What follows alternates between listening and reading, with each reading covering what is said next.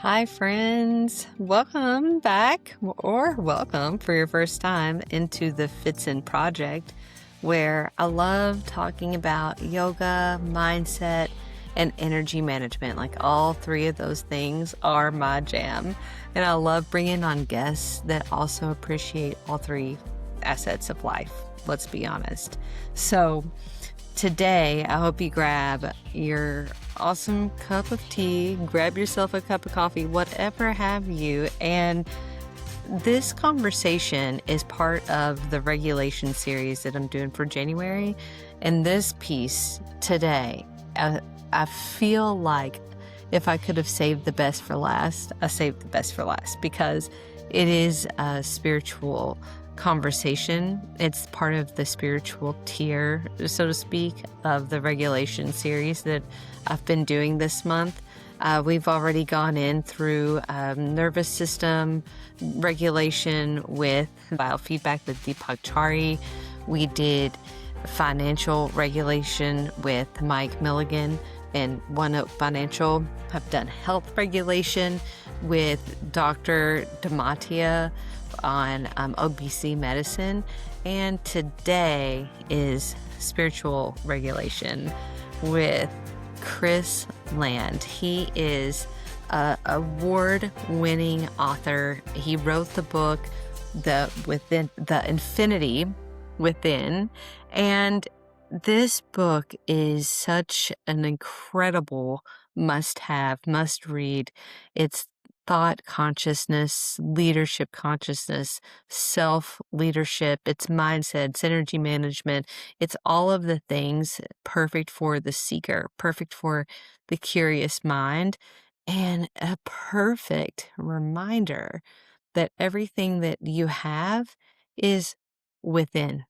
So, without further ado, I want to share with you this beautiful conversation with Kris Land.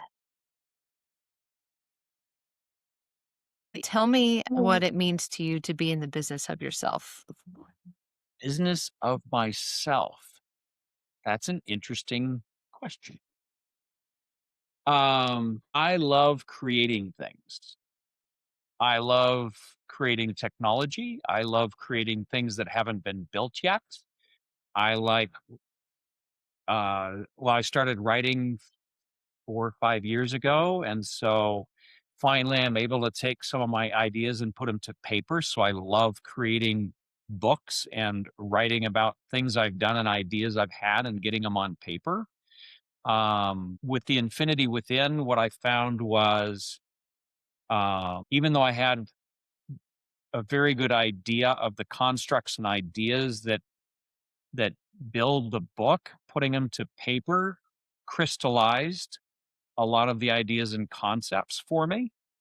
So it's yeah, creation. I love creating things. I can totally tell with that, just with like who you are. As a matter of fact, when I talk to my friends about you, I'm Oh, like, yeah, so he started out at 17 and now he's got this awesome book and it's like number one everywhere. So I've been super fortunate that it is doing very well. I just got told this weekend that I also won the Royal Dragonfly award for my book. So that's the the fifth World award. Dragonfly? It's called Royal Dragonfly. It's an indie award, Okay. but it's the fifth award in the last month I've won with the book. So I've been very fortunate to have that kind of acceptance and to have these different groups really enjoy the book. Yeah. Yeah, absolutely. One of the favorite things that I have about the book is that you can this is it's almost it's a belief system, right? Mhm. Where you are also writing it as a belief system and from your life experiences, but you turn it into a fiction novel, so to speak. And I believe that's why it's so majestic and Oh, why thank you. it feels like so magnetic treat. Like, I'm still waiting for it, but I've been review after review after review in the hall reading all of the reviews on your book. I'm still waiting for mine to come in, but that's what I feel like is like really hitting the spot. Thank you. When I wrote it, I didn't want, everybody has their own beliefs. Everybody has their own things that are important and sit right with them. The last thing I want to do is write a book that tells them what to believe or how to believe. That has never been my intention. The way I wrote the book is exactly what you said. It's a non-fictional memoir of things that happened through my life and happened to me and around me, but it's done from a fictional character's named Gabriel or Gabe. Um, so he is the character that takes the story and you read about how he goes through life and then meets Elias, who's his mentor. And Elias, as a mentor, also is not in the mood to preach. He loves asking questions. And through questions, Gabe gets to experience and go through his thought process. And so the reader, in reading the book, gets to follow along. And the idea was that they get to take from it what they want and they can leave behind what they don't. And what resonates with them, they get to resonate with and potentially absorb and use. And what doesn't, they just don't use. And I've been extremely blessed with the reviews I've received that match that desire of how I wrote the book. Yeah. That seems it's thought provoking. It's like leadership thought. It's consciousness in and of itself that allows the reader to tap in to their own consciousness and imagination of how they would perceive the certain event, which I love. I love those types of books, anyways. I'm actually in the middle of a book. It's Priority Living. And one of the things that he talks about, Bill Goodwin, it was one of the things he's brought up is about the mentor and the mentee and how important it is to ask the questions. Mhm. And that's like what makes a really good mentor. Do you use that also as your like you're a coach in your Absolutely. coaching business as well? Yeah, I mean, anybody can sit there and speak. The real goal in teaching is learning and asking questions because everybody has their own path. Everybody has their own way of handling things. Everybody has their own fears, concerns, doubts, desires. And if the mentor doesn't understand those pieces, I don't know how they can easily or constructively help. Yeah. Yeah. Absolutely. And then when they're as the mentee, a lot of times I feel like the mentor's like, come with me with questions. Well, how are you supposed to know what you don't know? Do you walk Gabriel through any of that in your book as well? Like, There's a ton. I mean, the whole book for Gabe is coming from a place of not knowing.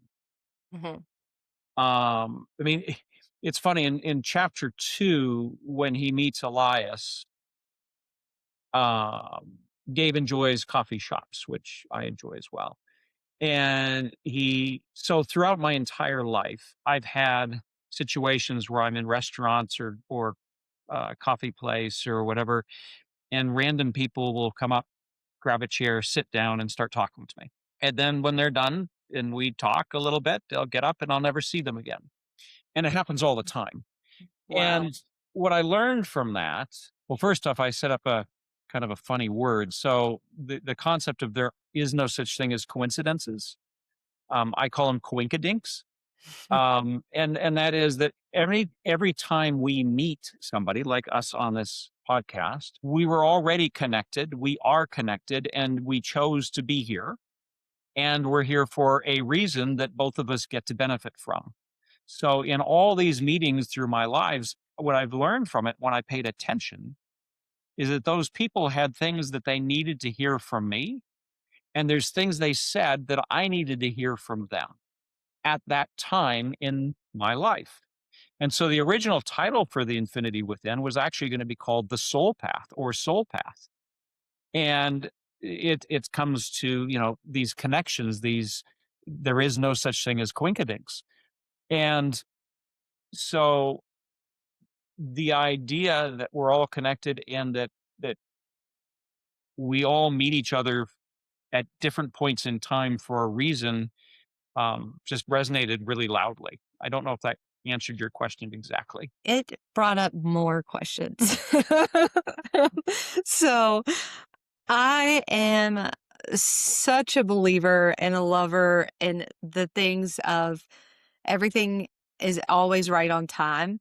Mhm. I mean, when you can really begin to look around, you're always going to find what you seek. And I really believe that, if you're seeking out or your energy is set in um, a low frequency or everything is so negative, you're going to experience that low frequency negativity all around you.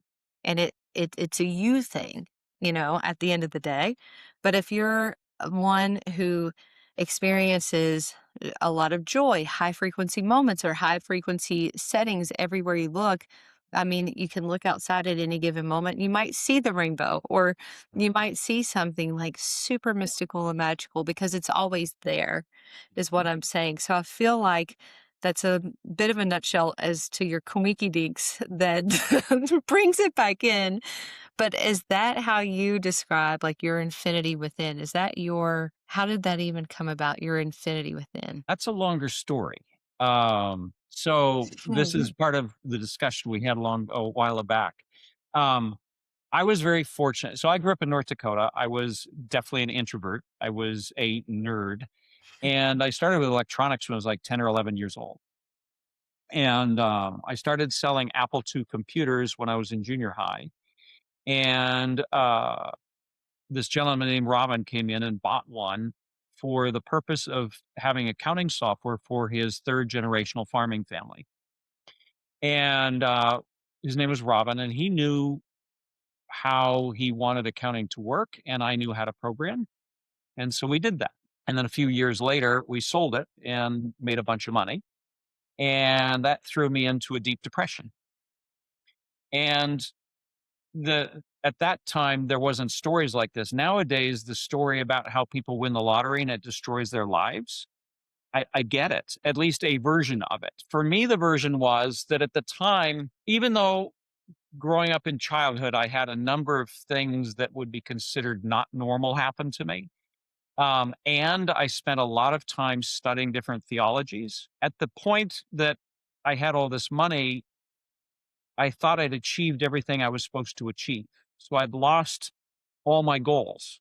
They were done. They were complete. Not really lost. They were just done. I didn't have any.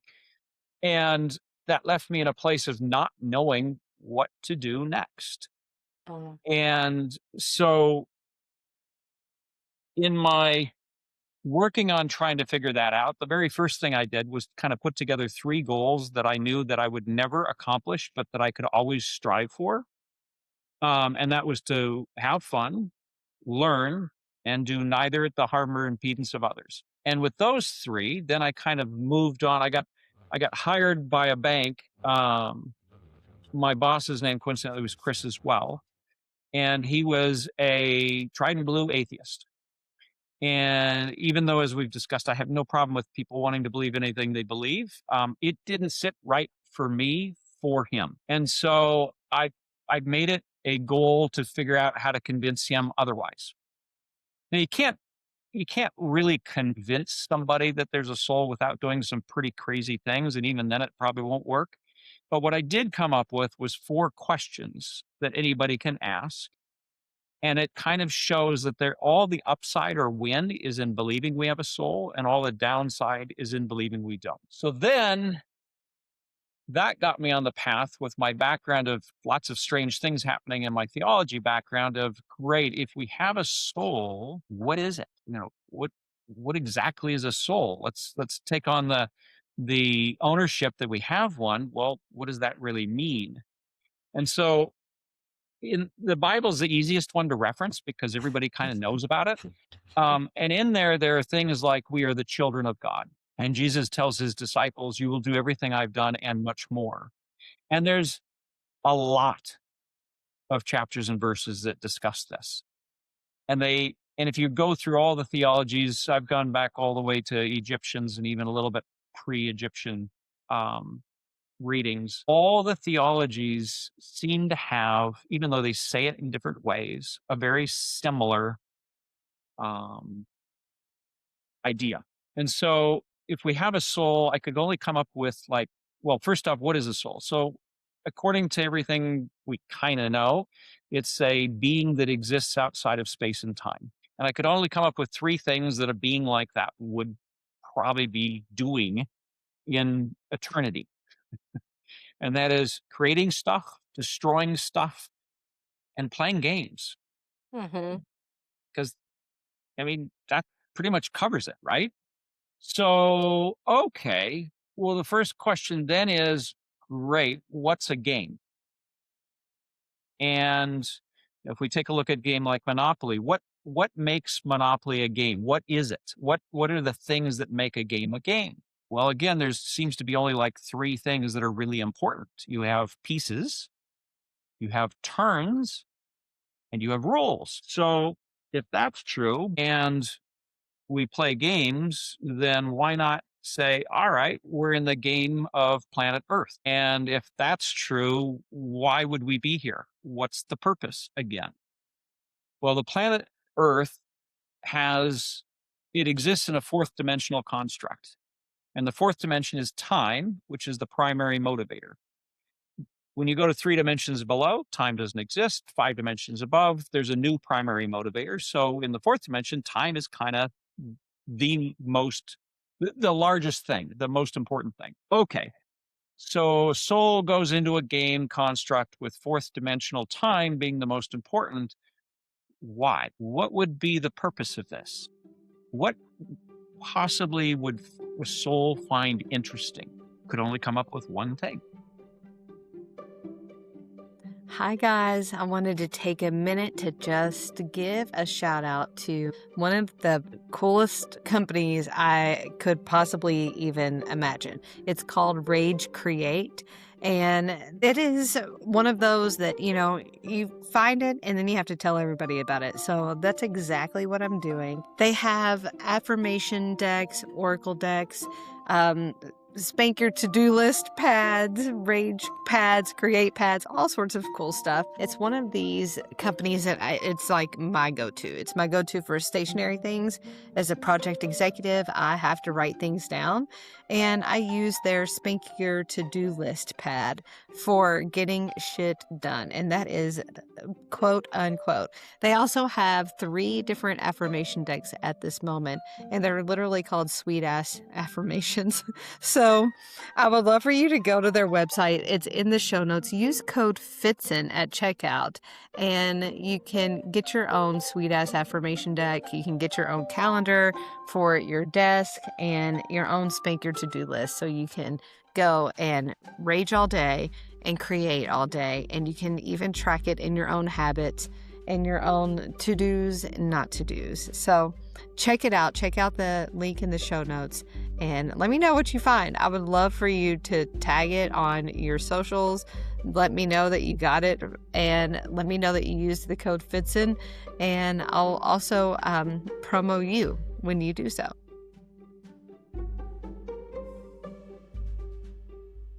You want to take a stab at it? Experience. Bingo. Experience emotion. Yeah. But when we say experience emotion or experience, we don't mean just the good stuff. All of mean it. all of it, the entire thing. Because if you don't have bad things happen, you really don't really have, first off, you get bored of all the good things constantly happening. Second off, you don't really have a yin and yang or a balance of knowing the difference, right? Okay, great. So if we're a soul and we're here to experience and we're in the game, how would that look?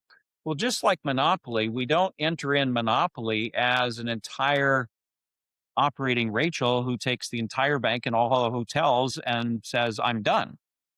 It's not a very fun game, is it? So if we came into the game of Earth and we brought in all our soul abilities and then changed everything, that's really not that much fun. So I came up with some rules because, as I said, you've got pieces, which is us, you've got turns, which I consider to be lifetimes, and then you have rules. So, what do the rules look like? Well, the first rule is we agree to put aside all of our godly abilities. And that's fine and dandy, except that if we're in the game and we've agreed to put all our abilities to the side, and then our favorite dog is running across the street, gets run over by a car, and we go, draw on our power and go, that didn't happen. We're really not going to be experiencing emotion, are we? Because every time something happens we don't like, we just pull on our powers and change it. So the second rule is we agree to forget that we ever had them. Okay, that's a trap. And we're, as souls, I would have to venture that we're probably pretty smart, meaning that we would not put a piece of ourselves in a game for eternity. So the third rule would be we have turns. And in those turns, which are lifetimes, we set aside, when we come in, we predetermine certain things that we want to accomplish in a turn. And then if we do, we move to the next turn and so on. However, if we don't get whatever we set aside to do, we get to do it over and over and over until we figure it out. And then we move on to the next turn and the next turn and eventually leave the game.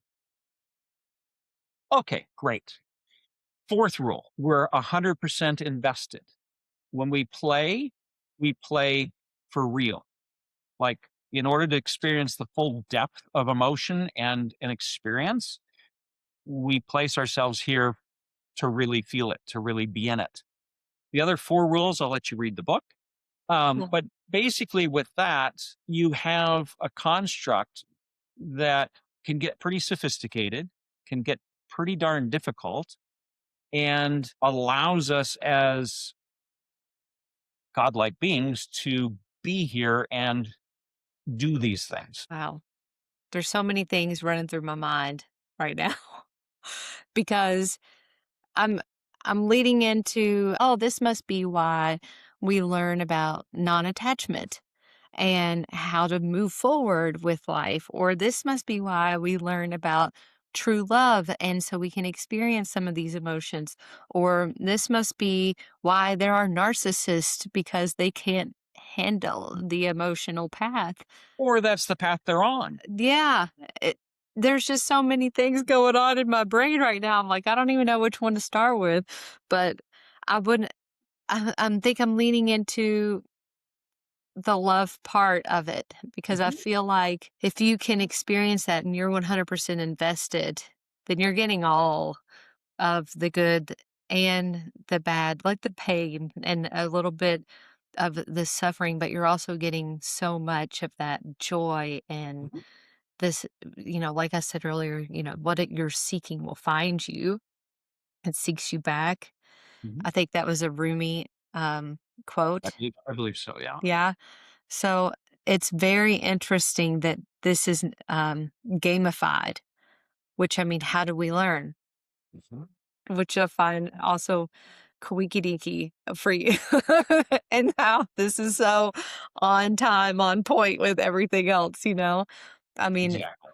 mentors right now, they're using the app School, for example, which is a gamification of keeping people interested and Mhm, invested. Or you could go to a game, like an NBA game or something like that, and not just them playing, but they'll throw things out into the crowd to keep you coming back and like, oh, you got to sit in here. And it's like super cool.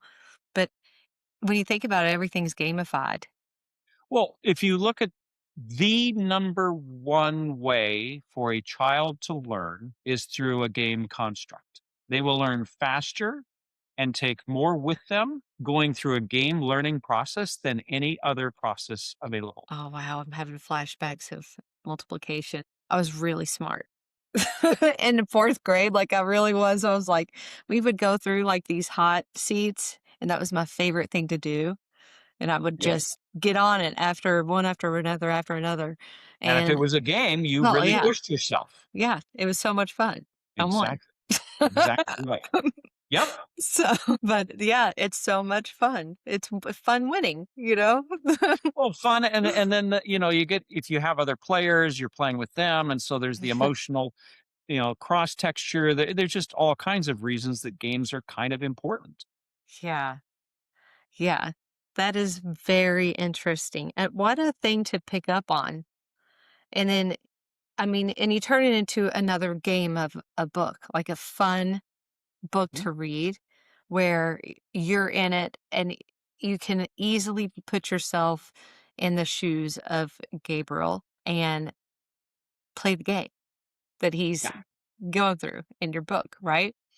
That is very interesting. Oh, I can't wait for it to get here. I'm going to be posting so many Instagram reels on this book. I'll be like, you guys have to read this right now. It just Very much sounds so appreciate. much fun. It is. Well, and it's designed to be that way because you've said it multiple times and you're spot on, is that the frequency that we're in, the frequency we are, love being one of the higher frequencies, if not the highest. Esther and Abraham Hicks talk about this, the source and being in the vortex and those kinds of things. The idea that whatever frequency we're in is what we attract. And um, if we're in a lower frequency, then we tend to draw in it and attract the lower frequency things. And the higher frequency we set up for ourselves, we tend to attract the higher frequency stuff. Now, that doesn't mean that some things don't happen, but it's also how we perceive the frequency we're in is how we take in what's going on around us. So, for one person, what might seem not so nice might be perfectly fine for somebody else, depending on what state they're in. Yeah, that is such a perspective learning. I mean, and just in your conscious awareness as well. But it is it is so wild to me how I can be sitting with my partner in the same room watching the same thing, and we both have such a different reaction and experience for a movie or whatever it is that we're in, a family member, whatever. It is Exactly. wild to me how that is such a shift, you Yeah. know? It's true. Because not only is it the frequency you're in, but in those situations, you're also driving it through all the learning experiences and all the filters you've built from a child. Yeah. So how did you overcome this? Well, I want to take you back to your experience where you sold all of everything and then you're left with not understanding where your goals are or what's going on next. How did you take that next step? How did you move forward from that space? Because there might be somebody out there that's like, man, I'm in that spot now, or I just won the lottery, you know? Yeah. Well, those are two very different questions. Um, uh, so to answer the first one, how did I start getting out? I started by first understanding, okay, so I'm depressed. Well, where's that coming from? Well, that comes from a fear of not knowing what I'm going to do next. Okay, great. I look at fear as signposts.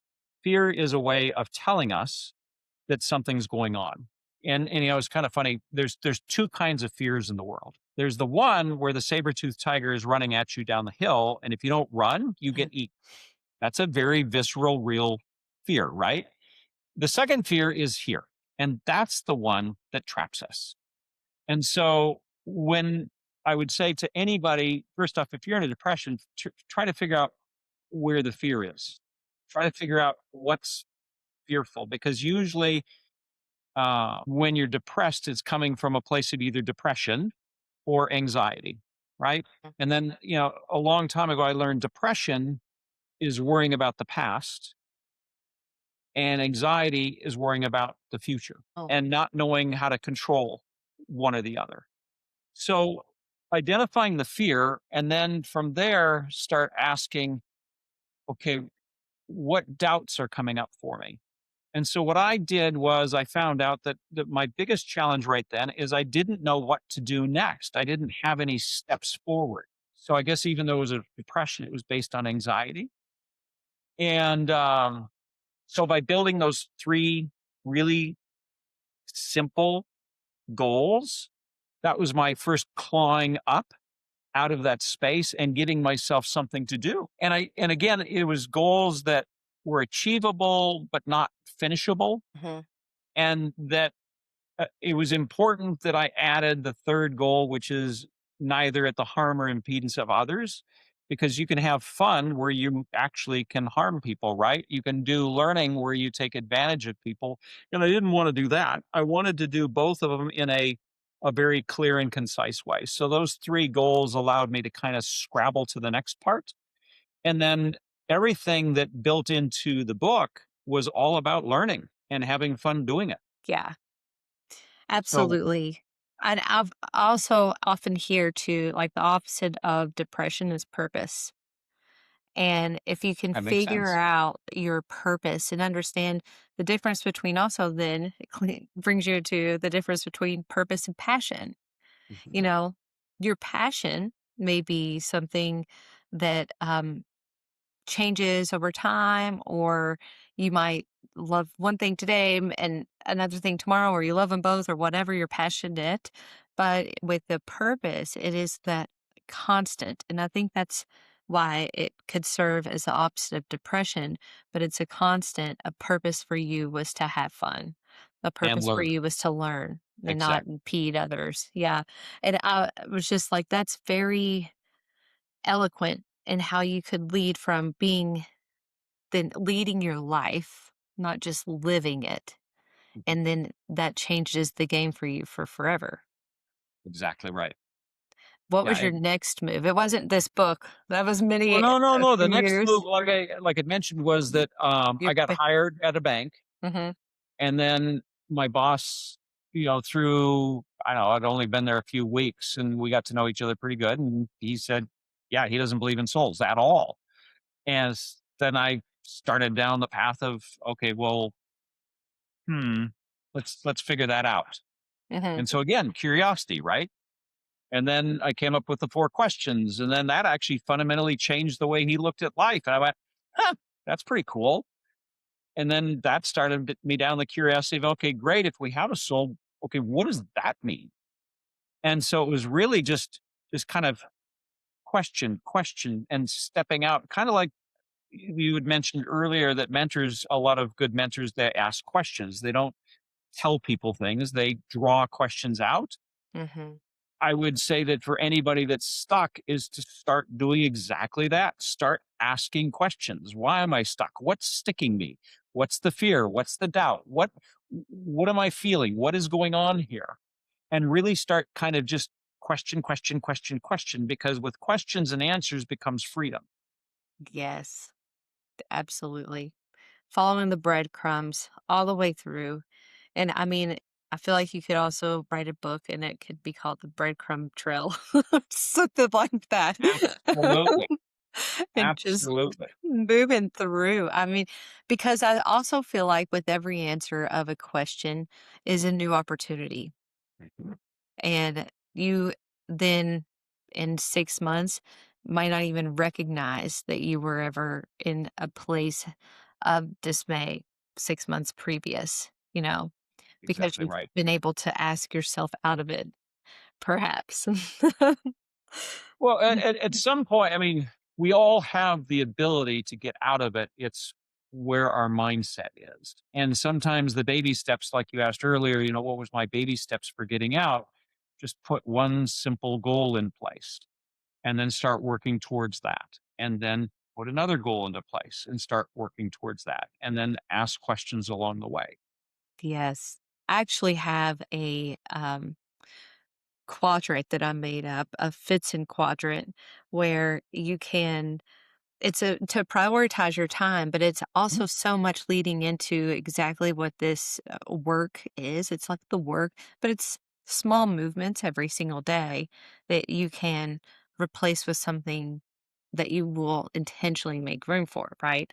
So I Exactly. found that this just so on brand with everything that I love to talk about. So it's great. Tell Yeah, me which more. is which is why we're doing it. Yeah. There's things I need to hear from you, and hopefully vice versa. So you've written many books. Is this your favorite one so far? Hey guys, I wanted to take another little break here because it occurred to me, this whole podcast is about yoga, mindset, and energy management.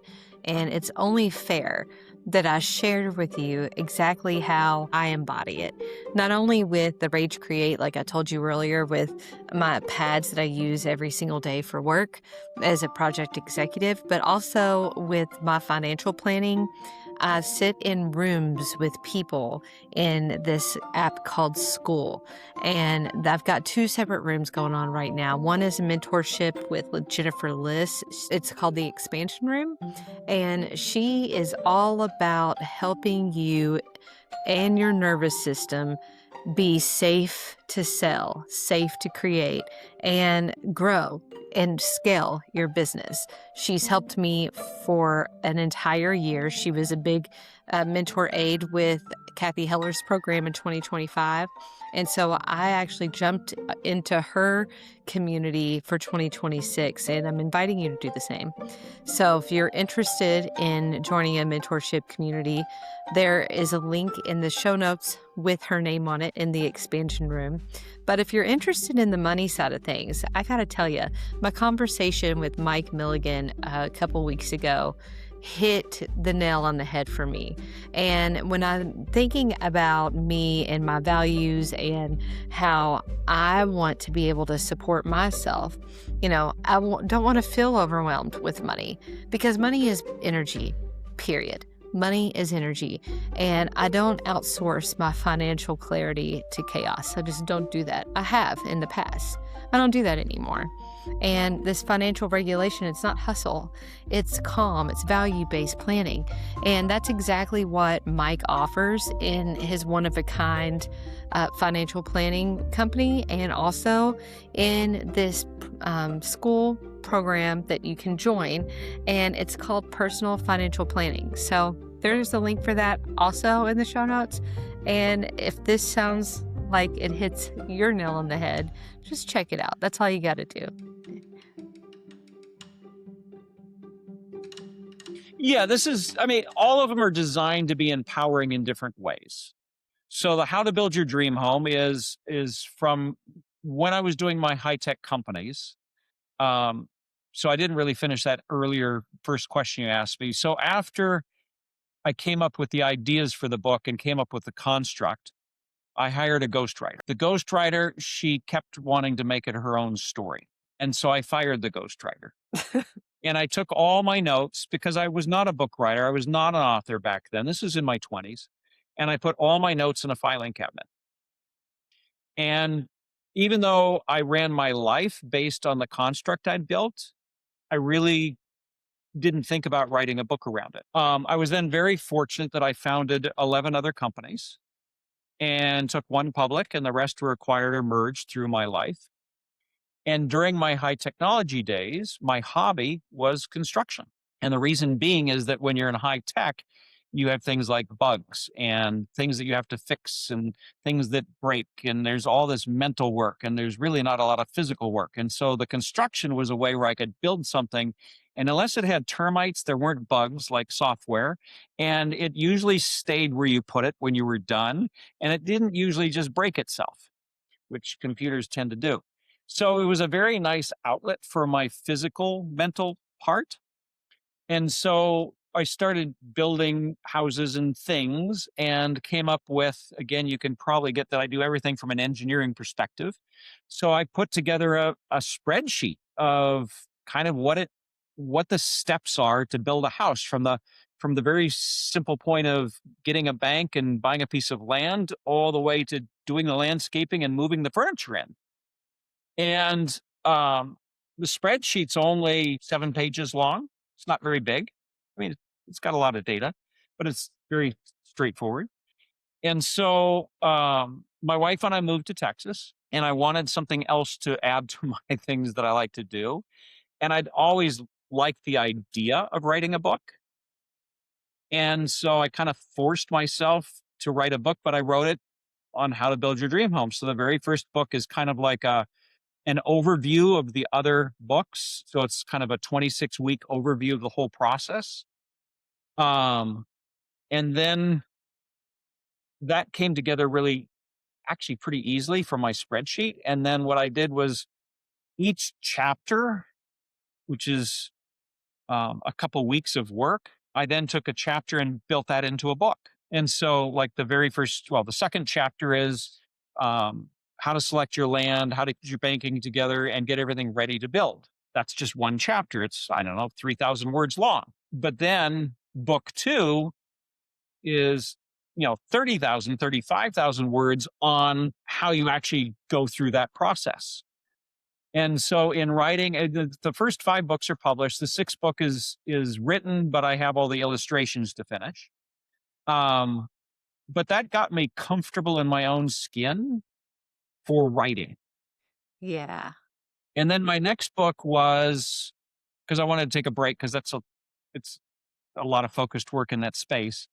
I started doing mentoring for businesses again, and the company's called Building Wealth Clinic.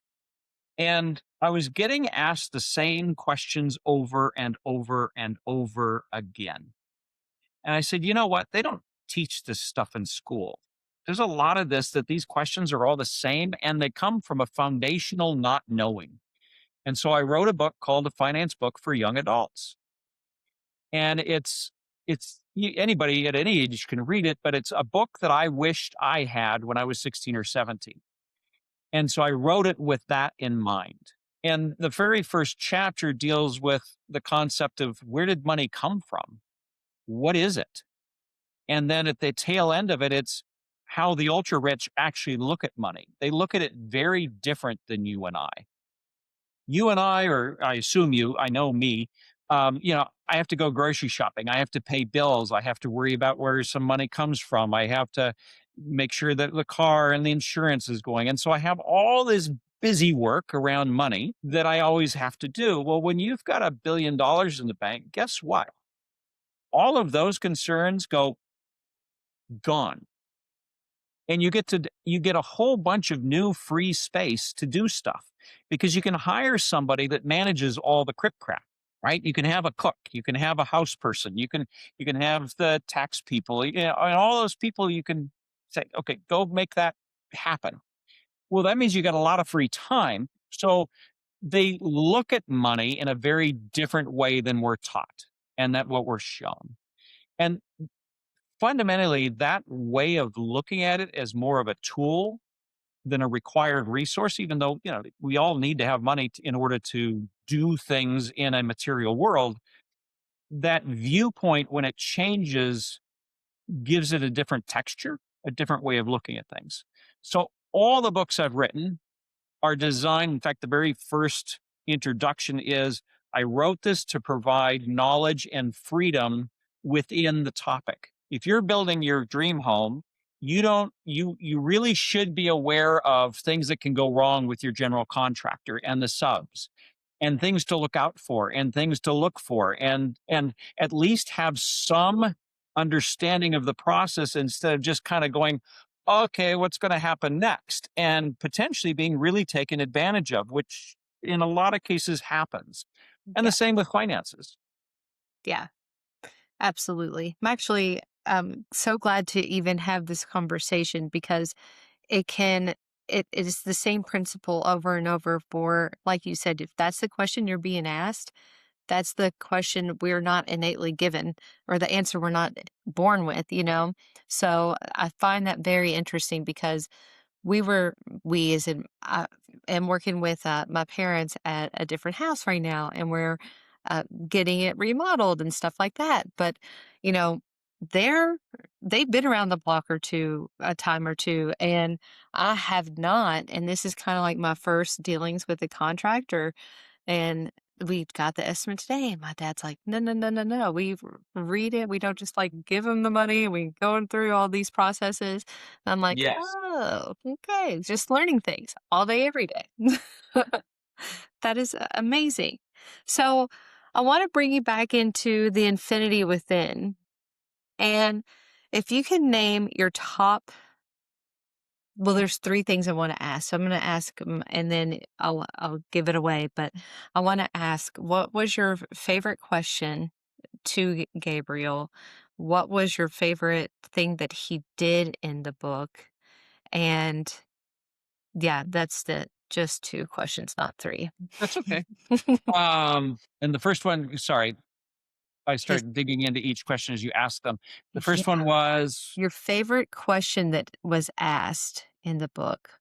when Gabriel finally learns the the idea that we're in a game. He says, "Well, does that mean it's frivolous? Does that mean it's not serious? That I don't have to take my life seriously? It's just a game. I mean, what's the point?" And Elias says, "So, how serious do football players and soccer players consider their game?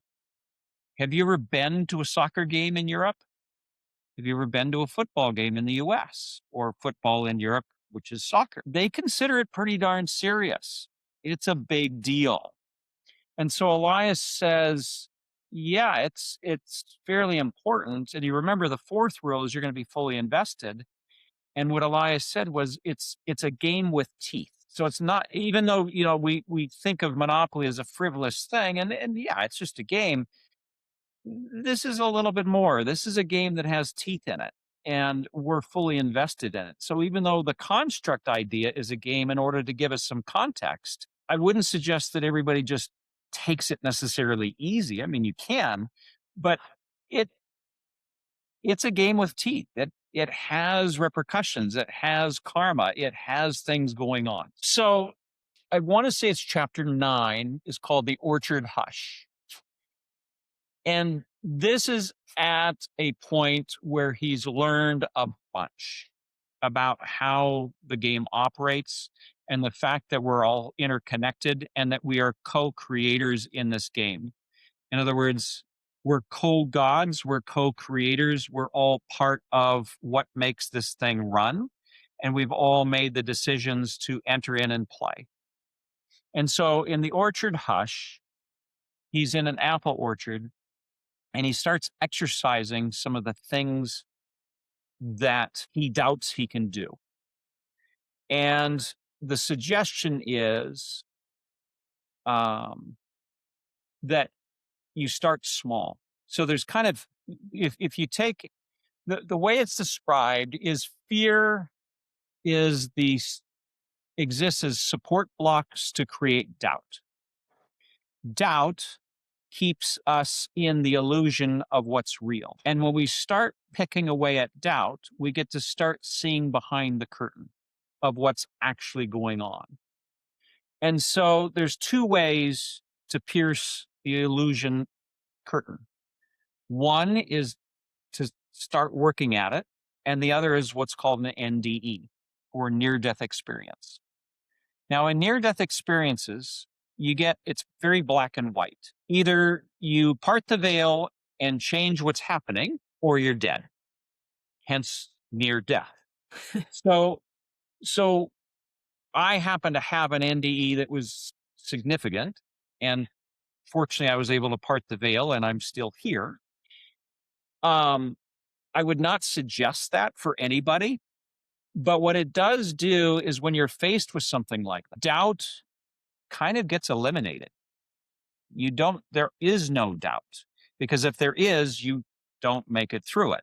And so that's a real quick way to eliminate doubt. But I can guarantee you that in most cases, what people do is, even if they have an ND and they do something, it usually fundamentally changes them. However, if given enough time, they can come up with excuses that it never happened, or I made it up, or something else made it happen, or it was just a fluke. And we come up with all this rationalization behind it Mhm. when it really was a miracle. And we need to understand that it's actually seeing through the illusion and seeing what's really going on.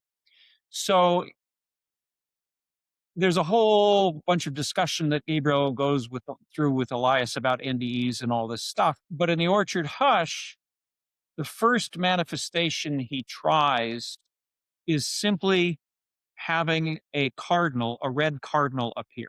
And in this particular part of the country, there are no red cardinals.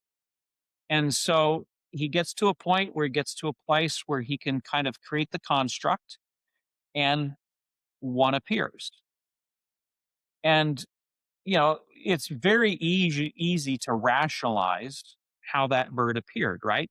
Mhm. Well, the bird flew off course, or somebody let it out of their house, or all kinds of things that come in. But the way it's designed and written is for the reader to understand that it's also very probable that he actually called it into being.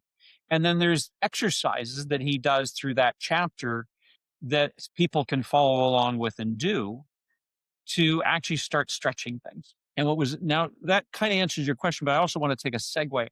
A couple months after I published, there's a school in India now that has students that are sitting in front of little pins with pieces of paper on them and little globes of glass, and they're practicing telekinesis and they're spinning the paper. And what's interesting is anybody can do this. Yeah. A couple dollars worth of parts. Well, the glass may be a little bit more, but you can use a big glass. Anytime I've stretched what's considered normal, I can tell you exactly what my emotional cycle looks like. First, I'm sitting there, I'm removing doubt, Let's say I want to move this piece of paper. And then I move it. I immediately go into exhilaration and then immediately gets crunched down with fear and doubt, like within milliseconds. It's very fast where it goes from elation to it didn't happen. No, no, no, no. This was make believe. And this idea of what's reality comes crushing in when it's not reality. It's the illusion. And so what's really cool about this particular class is they're practicing. And it's a great way. In fact, I'm looking at possibly even selling little kits, is that if you sit there and you move the little paper for a little bit, you go through that cycle of exhilaration and then doubt crushes in, but as you get to do it again, you get to do it again. And pretty soon you start spinning that paper and moving it back and forth. And all of a sudden, a huge chunk of doubt is gone. And you start really understanding what we're capable of doing. Oh, yeah. And one of my favorite movies is The Matrix, when Neo goes in and the children are bending spoons. Hmm. And the one boy says, "You have to understand, the spoon's not really here. And when you understand the spoon never existed, you can do anything you want with it." Right? That movie, Groundhog Day, there's so many people who have figured this out and they give us these passages, your book, for example, to help us remember. I mean, it is You're spot on. This was, I didn't mean to interrupt, but as a child, growing up with all these theologies, and we're taught, at least I was taught as a child, to put them on pedestals. right. And even though that's perfectly fine if people want to do that, for me it didn't sit right. But I didn't really understand the why until I put words to paper. And in writing The Infinity Within, one of the things that crystallized for me is that maybe all these teachers, maybe all these people will, Jesus, the Buddha, Eckhart Tolle, all these different people, all these different beings, maybe they didn't want to be on pedestals. Maybe they were simply teaching us what we can do and mirroring what we're capable of. And then it's up to us what we do with it. Yeah. I just got cold chills. Everything in me subscribes to exactly what you just said. Like, that is exactly what this whole FitZen project, its purpose is to understand and hear that and see that. And I get this from many podcast guests, and I love it. I love being on the same page as people. I love that people can hear this message, whether it be through you or through any past guests or any future guests combined, because that is the truth of the matter. And it is universal at that I think point. so. I mean, Richard Rohr, he wrote the book Universal Christ, and it is one of my favorite books to read. It's I one have of my not read favorite that. books about Christianity, but he gives so much respect to other theologies. He really breaks down the spiritual concept. And I just am like, I love that so much because it's just resonating. Most of it, everything, just what you had just said is just resonating. So, Yeah, amplifying that. Exactly. Yeah. Uh, Yeah. That it crystallized for me. I mean, I understood it at a higher level, but when I got it from pen to paper, it's like, wait a minute. If you read every chapter and verse in the Bible, maybe not every, but many of them, and just take a slightly different perception look of maybe this is a teacher trying to tell us what we're able to do, it all fits. it does. It's amazing. Yeah. I mean, you can read them and just go, "Oh, oh," Yep. and it was really eye-opening for me.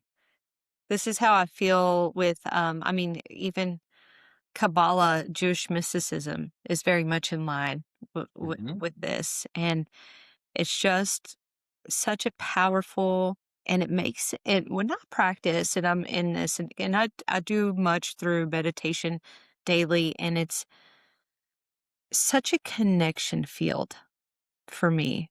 So when Mm. I say I am so excited to read this and be Gabriel for a little bit, I can't tell you enough. Like that is, I'm so honest about Yeah. that statement. I can't wait till Did you this get the book paper or arrives. did you get the Audible? I got the paperback. I don't Okay. listen very well to books. I can listen to podcasts all day, every day. But with books, I like to reread. I like to digest. I like to spend my time with them for sure. Absolutely. I'm a reader on paper as well, but I if you have a moment, I'll tell you a quick story about the narrator. Yeah. So this is a story that I'm super proud of. Uh, it gave me the feeling that I actually did what I wanted to do, and here's why. I took a fair amount of time researching the voice I wanted for the book, and I found a narrator. His name's Eduardo Bellini. I'm pretty sure I'm pronouncing that right. And got a hold of him. And if you look him up, he's a professional actor, screenwriter, and award winning narrator. And he's done over 750 books, I believe. Wow. So he's not new to this. What's really cool is he read for Eckhart Tolle, he read for Dean Koontz, he's read for the Dalai Lama, and a number of other books in this niche. Love it. So, and we're talking the top authors, right? And he said, "Well, I'm going to be a little expensive." I said, "I understand." He said, "Well, and second off, I'm not going to be able to get to this till probably the middle of next year, meaning 26." I said, "You know what? Your voice is worth it to me. I really want you to be part of this." He said, "All right." So in Audible, there's a 15-minute sample that needs to be done in order for the contract to kind of get gelled and go through the process. So he does that evening, he does the 15-minute sample. When he gets back to me the next day, he says, I'm not putting this down. I'm finishing it this week. And he postponed and did my book in about a week that week. Yeah. So for somebody that reads for those folks to say, I'm not putting this down and I'm going to finish it was really cool. Yeah. If you get a chance, I heard what you said. You're not really into audibles, but his voice in the book is really well done. Wow.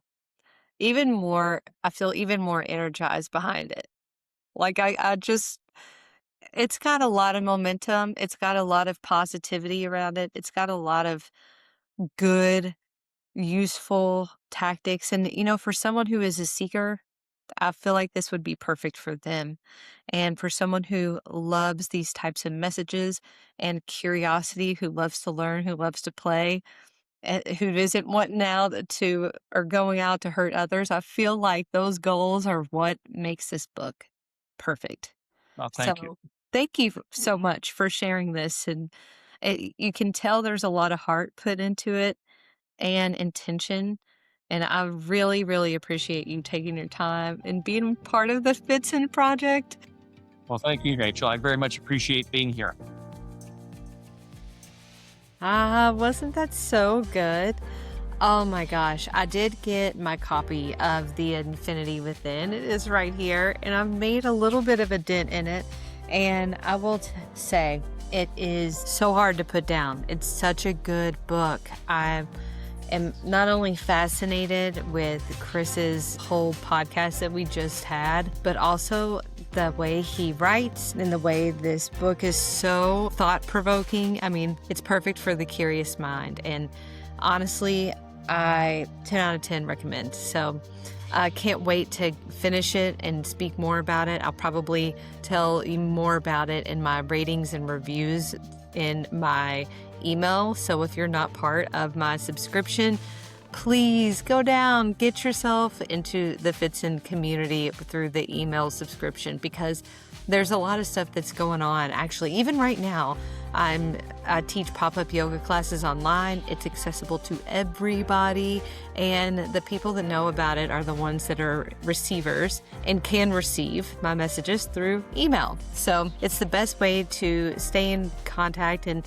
if you want to see me as an actual real person behind the voice, that is also another way to just be in the FitZen project community. So anyways, go get your book, join the FitZen community even deeper, and let's seal this beautiful podcast with one Om. Bring it in your hands to heart center. Take a breath in.